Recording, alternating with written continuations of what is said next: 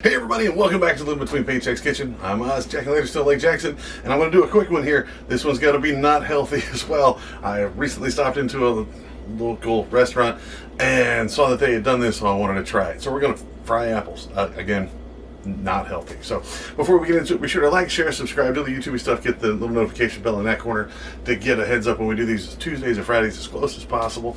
Also, there's a link down the doobly-doo for our merch, aprons, cans, spatulas, all that kind of stuff. We're a small business. We very much appreciate it. Let's get into frying apples, man. Take that, health food. Doctor's going to be on my doorstep, man. Hey, you don't have apples. All right, really simple. You're going to need some Granny Smith, your green apples. You're going to need some butter, about 3 tablespoons worth, and you're going to want some brown sugar. Regular white sugar is fine. I just use the light brown sugar. And then, like I said, just a couple green apple here. Like I'm just doing a small batch, so it's me. You can add some cinnamon and nutmeg, or just some apple spice if you got it sitting around. Like you haven't used it since Thanksgiving or so. And that's pretty much it. That's all you need, unless you want to add some ice cream to it. I'm going to try to use my cast iron spatula and a peeler. That's pretty much all you need. But first things first. Let's wash our apples here.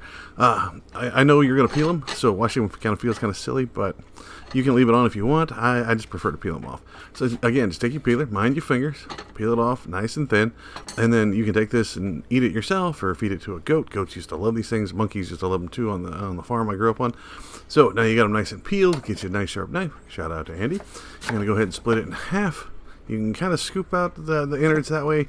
I'll cut it again and then scoop from there and then cut the slice again. That is the easiest way to do it. 2 cuts. Be very careful cutting towards your hand, especially if it's nice and sharp. Just give it a little whoop and then cut it again, cut them into the slices. Put it about medium to medium low. I'll put this on about a 4.5 on a scale of like 9. And then I'm going to use 3 tablespoons of butter to let this get in here. Now, I want to use my cast iron, but I have way too much apples and I don't want to do like a dozen batches. So Viola, it turned into my big skillet. So we're going to go ahead and just put those in there. And then just put the meat of the apple on the bottom there. Give it a nice cover, but you want to stir it every 2-3 minutes. We're going to cook it all total for about 12 at the most. But again, you want to keep it stirring because you don't want to cook it too much on one side. So again, you can just kind of spin it around, but make sure that every side gets down there in the butter. Okay, it's a big taste thing, and you don't want it all super squishy on one side and then crunchy on the other. Once it starts getting squishy, just a little bit, you want at about minute 18 or whatever, go ahead and get your sugar or your brown sugar or whatever you're going to use. I'm using a single tablespoon of it. Just kind of sprinkle it on there. And we're going to do our last couple of minutes with that just facing up. So go ahead and just kind of sprinkle it right on top. Don't worry about anybody misses. And then add whatever seasoning you want to do. I'm going to use my apple pie spice. I go a little heavy because a lot of it cooks and spatters off. That happens. Do it that way. Cover it for your last 2 to 3 minutes. Make sure it's on low. If it's spattering and stuff, go ahead and turn it down. You don't want it that high.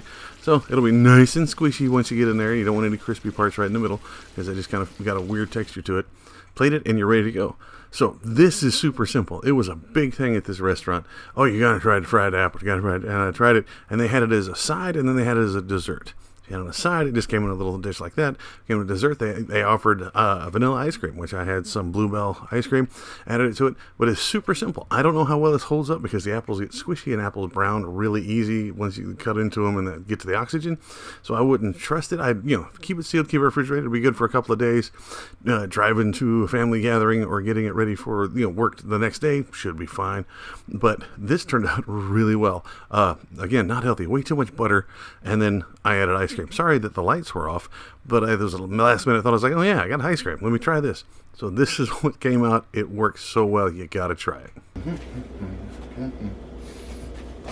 I ate part of it. Sorry. There you have it, folks. Fried apples. It's squishy, it's gooey, it's tasty, it is good, it is not healthy. If you do it differently, you want to see me do it different, let me know. Put it down in the comments. That's what they're there for. You can also find us on social medias on all of those and tell us what we think. We're at Facebook, Pinterest, Patreon, we're all those at Living Between Paychecks Kitchen. We're over on Instagram at Living Between. Had to shorten it down over there. Me, Oswald Nerdy, I'm on all those, including Twitter and over on TikTok, usually just talking action figure stuff or miniatures or D&D or painting or LARPing or whatever. General nerd stuff. But we can always put out our cooking show stuff there too. I will see y'all next time. Y'all please be safe and take these in moderation, man. Don't want you. All right. Be safe.